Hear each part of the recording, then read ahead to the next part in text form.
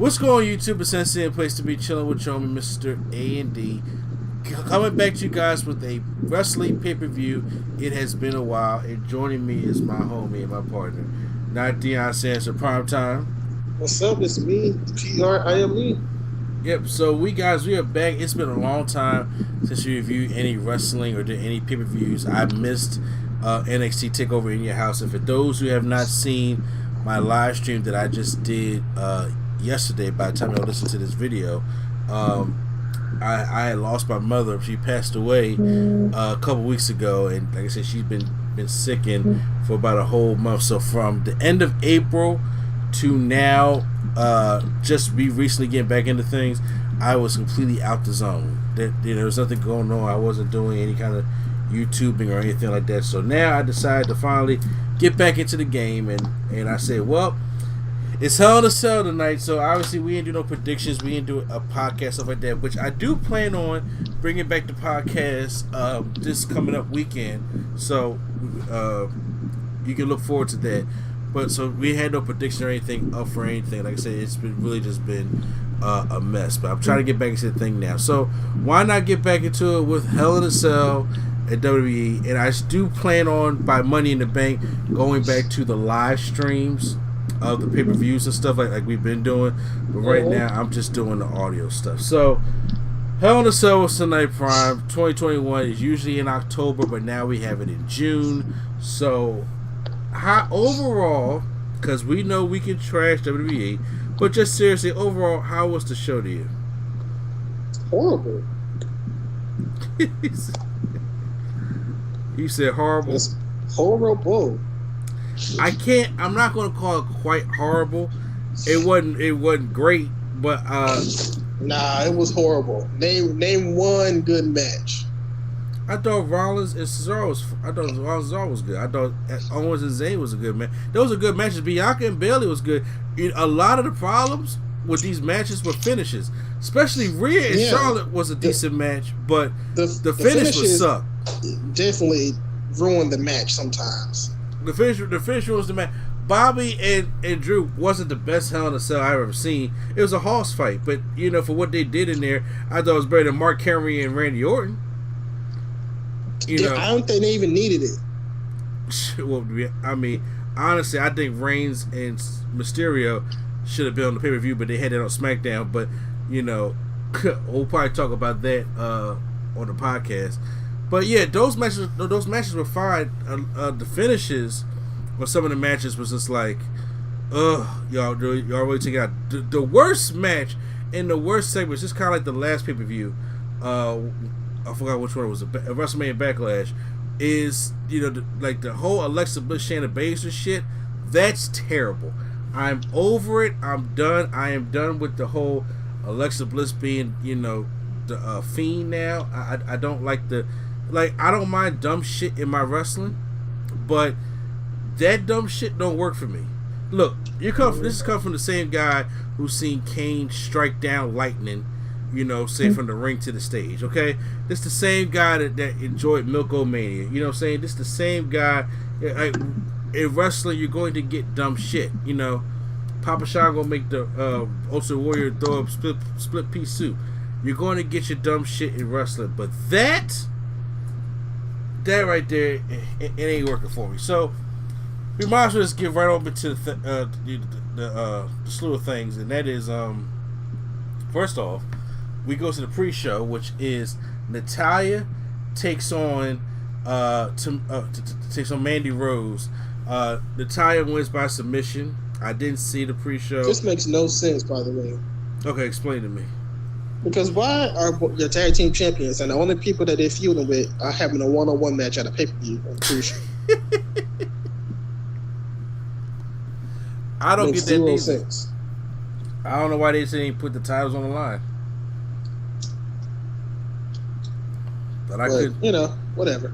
I know because that's WWE for you. So now it's time to get into the main show, which has been added as a cell match on SmackDown since we had the Roman Reigns and Rey Mysterio cell match on SmackDown. So it's for the SmackDown Women's Championship.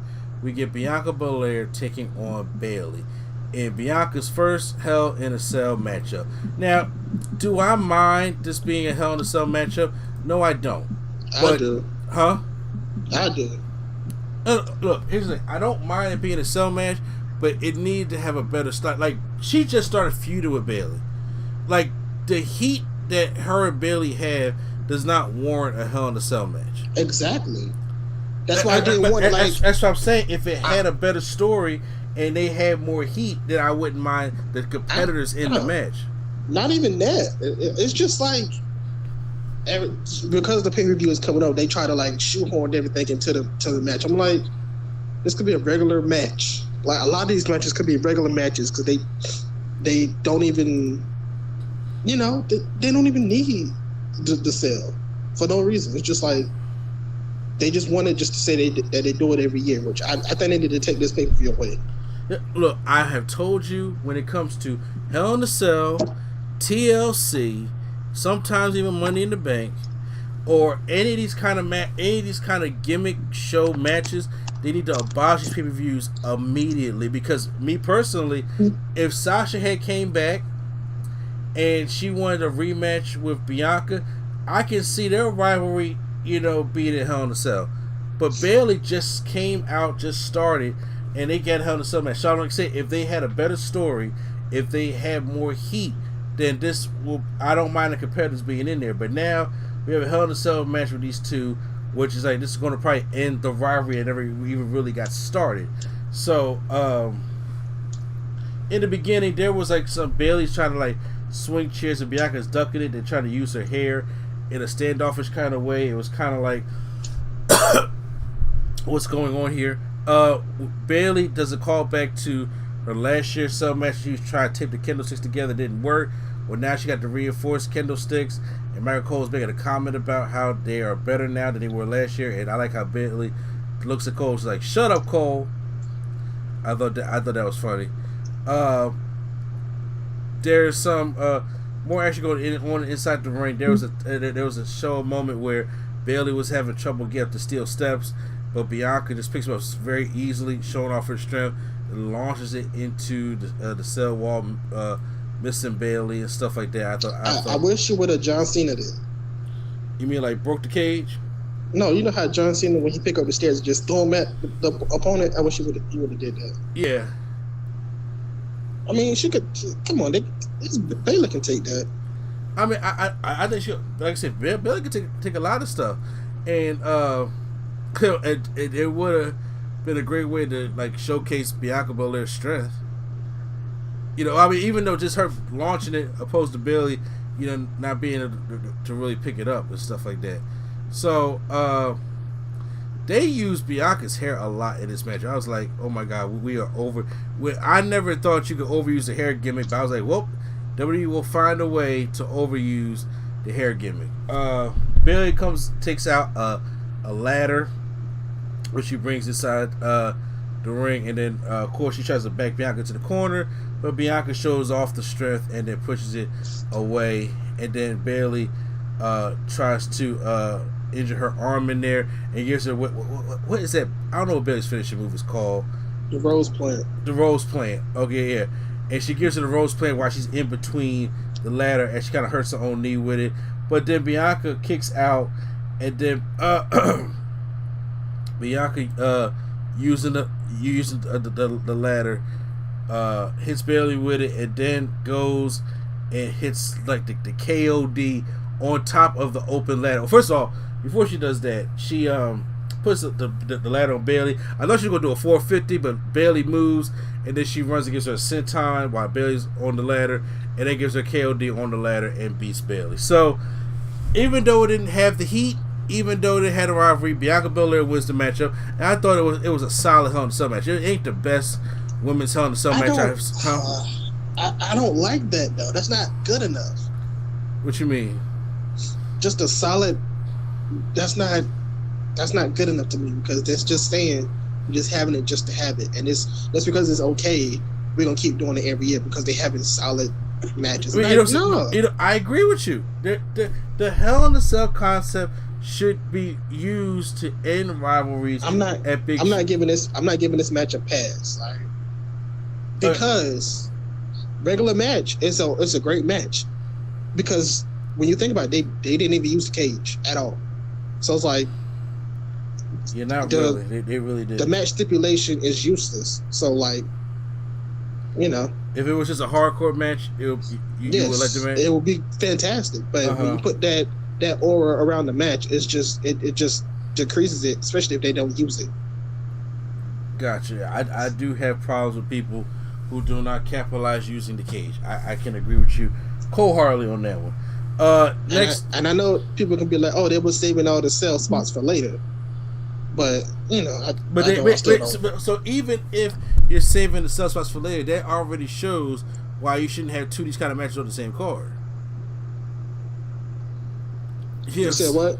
I said, so even if people are saying that, you know, they're saving all the sell spots for later, that even alludes to the point even more that you shouldn't have these two types of matches on the same card.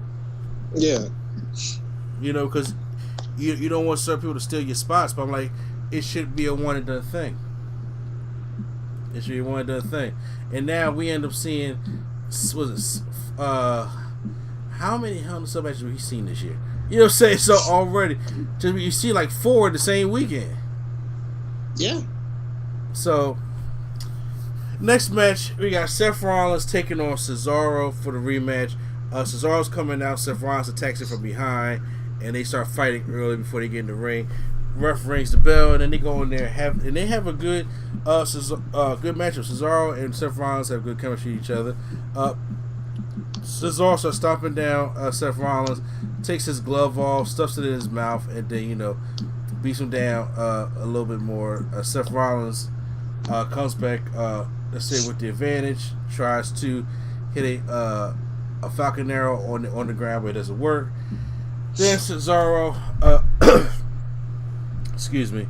tries to go to the top rope, and then Seth tries to go for the Falcon's Arrow again. Seth Rollins pushes him down, gives him that Superman splash or crossbody from the top. I hate when people call it the Superman when I see Coco Cabana actually do the Superman. So, you know, that's just me. But within the roll up, Seth Rollins steals the win from Cesaro, and so we are like split. I hate it. We split 1-1, so that it shows that I don't know if these two guys are going to be in Money in the Bank. I didn't see too much of Raw tonight, you know, and I don't know if they're going to have another match in Money in the Bank, but so it's even Steven's booking. So now we're going to have the tiebreaker, probably at Money in the Bank or probably SummerSlam. I hate it. I'm listening. For one, that was the type of match that you're supposed to have at WrestleMania Backlash, so that this could be the last match. Yeah. But regardless of that, why is it a roll-up? Why you can't just win clean? Why you can't just cheat to win? That I agree with too. Why can't we just have... Why? Because first of all, WWE loves, and I say it again, they love the roll-up, and I do not understand. They'll just show... You're going to see tonight. I never. The roll up is one of the weakest finishes that you can do in professional wrestling, and I'm like, Seth Rollins could have just hit the curb stop. Like, it could have been a sequence of him trying to get the neutralizer going or the uppercut, and he could have found some kind of clever way to get into a curb stop, and that's fine with me. You know what? Roll ups with distractions, I can understand. You know, somebody coming down to the ramp, or, you know, they get hit or something. I can understand. No, I'm not giving up pass neither on that neither. Well, I would at least get that one a pass because it's understandable. Oh, he was distracted, yeah. But just a straight up, you just got rolled up and like pinned off of nothing. That don't make sense to me. Mm-hmm. And you know what else don't make sense? This next matchup, Shayna Baszler taking on Alexa Bliss. And thank God I ain't been watching Raw for the past couple weeks to see this stupid doll storyline that I had to go back and recast with. And I said, y'all have really had Shayna Baszler doing that. I said, Shayna Baszler needs to come into this ring. Y'all need to build back up the badass. First of all, why is she still with Nia Jax and the Somalia Reginald? Okay, they got to get job done. But you really need to come in here and beat the shit out of Alexa Bliss. Right now, I'm kind of tired of the gimmick. Alexa does a good job at the gimmick, but right once again, I thought it was going to be a small thing with the Fiend and Bray Wyatt, and then she'll find her way back to her regular Alexa Bliss self. But now, this shit is just gone too far for me, personally. Mm-hmm. So, number one, Alexa Bliss is in the match, and she's like really getting the best of Shayna Baszler. She's kicking her and laying stomps on her. I'm just like, what the fuck is going on? And ain't no disrespect to Alexa Bliss, but it's Shayna Baszler. And Shayna Baszler's beating up Alexa Bliss. Alexa Bliss is no selling her stuff, and she's just laughing and joking. You know, it's basically it's laughing, and Shayna Baszler is trying everything she can. Working on the arm. You know, she tried to do the whole double jointed arm thing, and she's just sitting there laughing about it like it's not painful.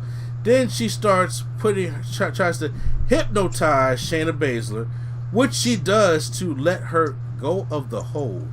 Like, this really happens, people.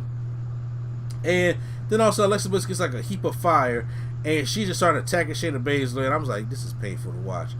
And then meanwhile, as she's sitting there just beating down Shayna Baszler, she decides to go and hypnotize Nia Jax into like her own. Real quick, why wouldn't she just hypnotize the referee so he could just say she wins the match? You know, gonna do some hypnotize stuff? I don't know why. You know, they're trying to sell this story of this kind of power in the first place. Even the Undertaker and the Boogeyman and Mordecai, I've seen all the bad ones minus the Undertaker, or Kane, or any of these scary type individuals did this kind of shit. Like, you on another level of stupidity when you do this kind of stuff. And honestly, kids my son's age that are watching Raw or SmackDown, they don't like this shit. Who thinks that these kids like this? Kids. The kids love this. Yeah, because they don't. And having Shayna Baszler be out there all brainwashed and sitting there screaming, I'm like, for what? Then Alexa hits Shayna in the throat. I guess that's supposed to be a distraction. Then hits a Twisted Bliss and beats Shayna Baszler. I don't know if this was worse or the zombies. But I tell you this, July 15th. Oh, the zombies was definitely worse. Yeah. July 15th, when they go back out on the road, I guarantee you the crowd will not be nice to this storyline. So they either if it's still there by then. Say what? If it's still there by then. Yeah, well, look. It's actually July 15th, about 2 weeks away.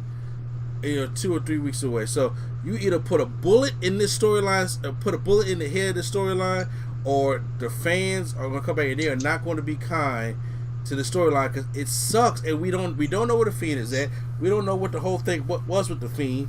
Why Elizabeth has all this power? Why is she not breaking out of it? So if she y'all try pushing for the women's championship, because if you have Rhea Ripley or somebody fall for the bullshit that Alexa Bliss is doing right now, it's terrible. It's terrible, and I'm upset that this kind of shit happened to Shayna Baszler. I mean, she was a vampire, so. Yeah, but obviously that didn't work out. And she was went back to being the kick-ass machine, and then they just ran away from that because that was the better way to do it in the first place. Remember when Shayna Baszler fought for the women's title at WrestleMania? Say what? Remember when Shayna Baszler fought for the women's title at WrestleMania? Yeah, like, good lord. And you know what? Nobody was there to see it. Because they don't remember it. Yeah. Which sucks. Well, next matchup. From doing all that to just basically being there. To losing her title to Tamina at WrestleMania. All right. I know, man. The fall from grace. I can't even catch her. Next up is we have... I didn't know this match was a thing because I know they were still feuding. Kevin Owens taking on Sami Zayn. Now That's the thing. Huh? They are not. They're not feuding. No. So who the hell's? Because I know they got the Apollo and General Hazik thing going on. Kevin Owens is feuding with Apollo Crews. So why didn't do any kind of championship match? I don't know. I do not know. Like I said, I haven't watched Smackdown in a week, so I'm just sitting there like, well, what the hell's going on? Where's Big E? What's going? Well, they supposed to put the House of Black thing with Big E, but we didn't see what happened with that. So they've been doing like fatal 4-ways and tags, the same people. Okay, well, we get this matchup. We already know that Kevin Owens and Sami Zayn gonna put on some good matches. Marco was selling so you know what makes me more upset? What? This is the match that should have been in the cell, even though it wasn't no story. But we know the overall story of KO and Sami Zayn should have been in the cell.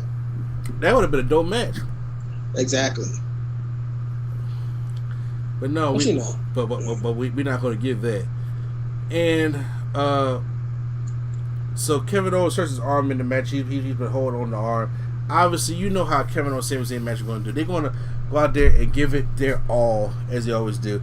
Marco is building up to Kevin Owens still suffering from the Samoan spike that General Hazik has given him, I'm guessing on Friday, so sure. Yeah, so from Friday, you still coughing. Yeah, I guess he got no help. On Sunday. Sami Zayn and Kevin Owens beat each other down. Sami's on the outside. Kevin tries to go for a senton on the outside. He gets his knees up, hits a louver kick in the corner, and beats Kevin Owens. Sami Zayn, it's good to see Sami get a win. So, other than it just being random, when Sami and Kevin Owens have matches, they have great matches, and this is a good match. It was a good match, so I'm not mad at it. Yeah, but it doesn't mean anything. You know? Like I said, it don't mean anything. That's what makes me upset. But if it was in the cell, it still wouldn't have mean anything. It would still have been a decent match. So, yeah, I mean, would you rather get a decent match in the cell or just a normal regular KO Sami Zayn match that don't mean nothing when they both don't mean anything? Like, yeah, I'd rather, you know. I don't know. It's hard to say. I'm not going to jump on any of that.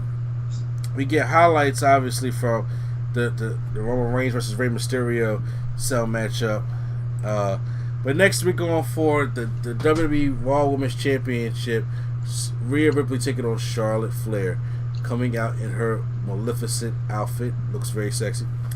And so once again, these women are pretty good and having a good matchup. I actually think that this matchup, before we get to the finish and stuff, is actually on the par of being better than the WrestleMania match that they had. And once again, they just are beating the shit out of each other. And we go to the outside, and while we're on the outside, it's like, well, first of all, Shaw hits a terrible moonsault. I got to make sure I probably put that out there. While we get to the outside, you know how people, when they take off the announce tables, they got to flip the little top off the back. So Rhea flips the top off, and Charlotte's right there, and it hits Charlotte in the face, and they call for disqualification. When has that ever been a thing? When has that ever? It's weird. When has that ever? Because I was watching, I had to see the replay, and I was like, "What happened? Why is this match over already? How did Rhea get disqualified? She ended up with the belt, but she asked for her belt back." And I looked at how they did the disqualification. I said, "That's what y'all did. That's what y'all did. That's just salty." And I was just like, "Huh?" I'm just saying, you know what makes it more annoying is, ever since she's been on the main roster, she's only fought Charlotte or Asuka. That's it. Yeah. So this title reign is trash right now. Yeah, and after the matchup, she attacks Charlotte and hits her with the riptide and walks away with it. And then she yells at Charlotte, I did what you would have did to me. And I'm like, okay, so this is obviously not over. This is probably going to be a rematch and Money in the Bank. And Again. Another rematch. We've been seeing this match on Raw for the past 2 months. I agree with you, because we need new people, and Piper Niven ain't ready yet. So there you have it. Excuse me? Who? Oh, that's right. Excuse me. Yeah. Who? Piper who? Yeah, I don't know her new name. I think you mean Dewdrop? Don't. Oh, that name sucks. Well, Dewdrop. That name so sucks. Time for the main event. Last chance Hell in a Cell match. Drew McIntyre taking on. You know why they call it Last Chance? Say what? You know why they call it Last Chance? Why? Because they just not thought about it like the day before. I'm so sick. It was a regular match, and then they changed it. Well, here goes the last chance Hell in a Cell match with Drew McIntyre. If Drew McIntyre loses this matchup, he can no longer face Bobby Lashley for the championship while he's champion. Say what? I swear. If Drew McIntyre win the Money in the Bank and cash in on Lashley, I'm done. You know what? I can see Drew McIntyre winning Money in the Bank and going to Roman. If he cashes in on Lashley and be like beats Lashley, then they got to have a rematch. Oh, I'm done. I can't do it. I don't know how they're gonna do it. I really don't know. But right now, we get the Almighty out there, and this is Bobby Lashley's first Hell in a Cell match. Drew's second Hell in a Cell match. So this is what you would expect. It's a big hoss fight. It's a big brawling. We ain't doing no lockup type bullshit. So you know we get to the weapons early. There are two tables set up, one on one side of the ring and one set up on the cage wall. So we know we're gonna do some callbacks to that one.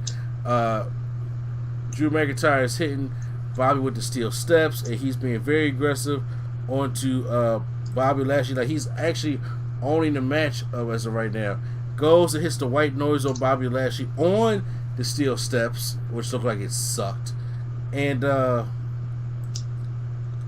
MVP is cheering from the outside. Bobby Lashley is trying to fight back by throwing Drew McIntyre into the cell, but Drew just bounces off. So Drew is in a heap of fire right now. Bobby Lashley does not look like his championship self per se, as he hits a reverse Alabama slam onto the chair to Bobby Lashley, and then you start turning around. Bobby's on the outside, and then MVP slides his cane into him so he can take down Drew, and then they start fighting. So now MVP has found a way to get involved. They do the Jay or Jimmy Uso thing with the New Day Usos by having the candlesticks pin Drew McIntyre up against the corner as they beat him down, and Drew goes as a future shock DDT, and has a chair, but he's going to go hit Bobby. Bobby takes it and pushes him, and he hits the one referee. So we got to get a referee in here. Meanwhile, he's giving Lashley all these belly to bellies, and then gives him the Claymore kick. But as he thinks it's cool, the door is open to get the new referee in there, and MVP breaks up the count. So now McIntyre is pissed. How they locked MVP back up in there, I don't know. Who knows? I don't know. It's like he just turned around like, wait, so y'all know willingly that the referee is down, this guy's causing disqualification, y'all will willingly lock him back in there? Sure. So he goes and beats up MVP, hits him with a Claymore kick, goes back in there, but Lashley comes out and puts him in the hurt lock, but then Drew McIntyre rams him back through the table that was set up on the cell wall, so it breaks the hurt lock that way. I thought that was cool. He brings him back into the ring, and keeps hitting them with steel chairs, kind of like Austin and Rock in WrestleMania 17, even though they're not as brutal as the Rock and Austin's were. And he's going to set up for the Claymore kick. Lashley gets out the way, and Drew is on the apron, and then Lashley hits one of his spine busters to Drew off the apron through the other table that's set up. So they did the two good callbacks to the table.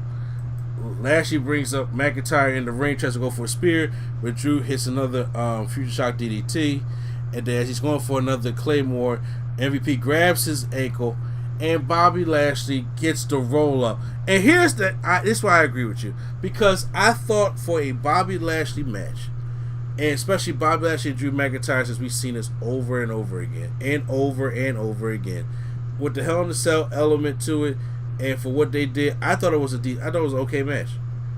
I really had no problem with the match until the finish. The finish took me out of it. I will say the finish took me out of it, but if I'd have had that finish and Brock and Bobby just put the hurt lock on him and just made him pass out, tap out, and that was it, and have a dominant win, I would say, yeah, successful. It was a good match. But that roll-up finish and having MVP still in there and not knowing how he was locked back in there, so that does take away from the matchup. But, it does with, like, so we had, 6 matches on this card? Yeah, in total, including the pre-show, 7 matches. Okay, well, 6 matches on the main card. Yeah. And did you know 4 of those finishes were not disqualifications and roll up? You're right. It takes away from it. That is horrible because the first match, Bianca Belair beat Bayley clean. Seth Rollins was a roll up. Alexa Bliss beat Shayna Baszler clean, but she was brainwashing everybody. Voodoo was involved. Yeah. Sami Zayn did beat Kevin Owens with a hula kick. Charlotte and Rhea had that terrible disqualification with the table, and Bobby and Drew was a roll. You don't do roll-ups in Hell in a Cell matches. That's just stupid. You don't do roll-ups in Hell in a Cell matches. I don't agree with that. That's just stupid. Let Undertaker would have rolled up McFoley after that choke slam from the top. Oh, that would have. They would never talk about that ever again. If he had one with a roll up, like imagine you did like the Austin Owen Hart roll up. From '97, after he broke his neck, that roll up was terrible. I mean, he was paralyzed. So, exactly, I'm just saying. But imagine that roll up. Get the fuck out of here, man. Nah, that's horrible. So yeah, I agree. It takes out the matchup, but just give me your thoughts right now on the match before it took you out of it. I'll be honest with you. I had to go back and rewatch this match. The Charlotte match, I fell asleep. And I was like, yeah, I'm done with this pay-per-view. And then I thought I saw somebody was coming out because it was so heavily rumored, but it didn't come out. So I'm like, well, we actually have to finish this match. So I think who was supposed to come out? I heard a lot of people saying Brock was coming out to get ready for SummerSlam. But yeah, and then Drew fell for the same thing he did at Mania, where basically MVP was like, "Hey, Drew," and he looked, say, "Huh," and then Lashley attacked. It's like, really? Not only are we getting the same matches over and over, we get the same finishes over and over. Like it's recycled. I'm just like, you can just beat McIntyre. It's okay just to beat McIntyre, the big shoe. Yes, especially now. Like his run now is just, it's not. They need to do something different with him. He need to go to SmackDown. So. Yeah, and like I said, you gotta give Lashley somebody fresh, and I think you need to bring her business back, but you need to give Lashley something fresh. And I don't know, maybe they'll tease the Brock Lesnar thing for SummerSlam if that is the way they want to go. So, because right now, Bobby ain't got nobody to fight. He already destroyed New Day and all them people like that. So there really is nobody. Well, they ain't called Keith Lee back. He's fighting Kofi at Money in the Bank. Oh, he is gonna fight him at Money in the Bank. Yep. Okay. Yeah, but he's destroying New Day one by one. I just say that. All right, he fought Woods in a cell match. Oh yes, I did see that on Raw tonight. Which Woods didn't do bad in that match. It was still a decent match, but still. That's you would say whining about what happened on Fox on Friday. I know, but Woods of all people. I mean, if it was a tag, sure, but like that's like having Shawn Michaels go against Nikki from the Spirit Squad in the match in 06. We ain't gonna disrespect Woods like that. All right. I can't do Woods like that. No, okay. But I get the scenario you're trying to make. So overall, your thoughts on Hell in a Cell? What grade do you give it? Thumbs down. Thumbs down. I give my thumbs in the center. I'm giving it in the center.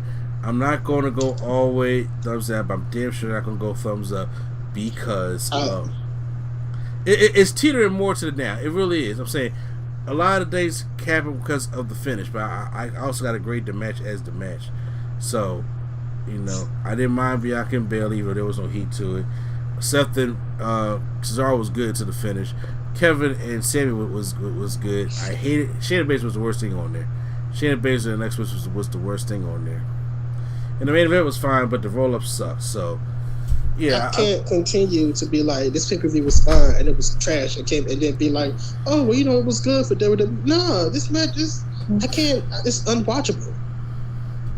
I fell asleep the whole pay-per-view, and I was actually looking forward to seeing what they were going to do, and I fell asleep. I agree. Hell in a Cell is not. I said two more swords down. Look, I have no problem trashing WWE at all, so I'm not sitting there trying to protect his feelings because when they give me a bad show.